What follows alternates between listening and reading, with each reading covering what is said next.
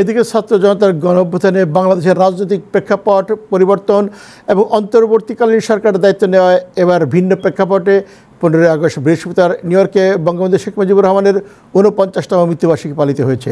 এ উপলক্ষে সিটির Jackson Heights এলাকাবাসী ও জামাইকা এলাকাবাসীর উদ্যোগে অতীতের মতো সর্বদলীয়ভাবে দোয়া মোনাজাত ও তবাক বিতরণ কর্মসূচি পালিত হয়।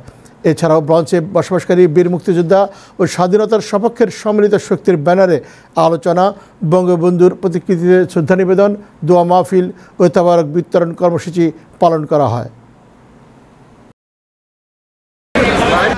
এটা আমরা প্রতিবার 2003 সাল থেকে আমরা এটা করে আসছি। এই 15 আগস্টটা জাতির জনক বঙ্গবন্ধু এবং তার পরিবারের যে জঘন্য মৃত্যু সেটার অ্যাপ্রিসিয়েশন শো করার জন্য আমরা 2003 সাল থেকে এটা শুরু করেছি, এখনও চলছে, ভবিষ্যতে ইনশাল্লাহ চলবে।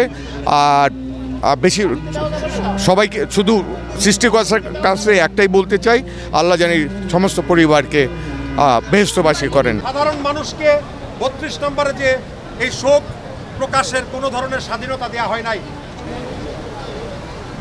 আজকে আমরা এখানে সমবেত হয়েছি দুটো কারণে।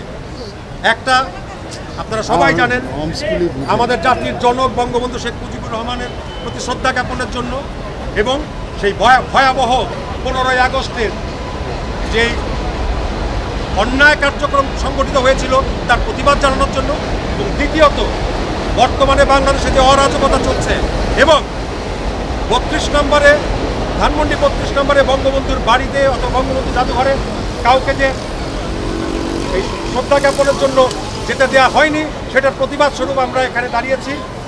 নিজে নিজে তাদের পরিচিতি তুলে ধরবেন। আমি আপনার ওইটা আছে।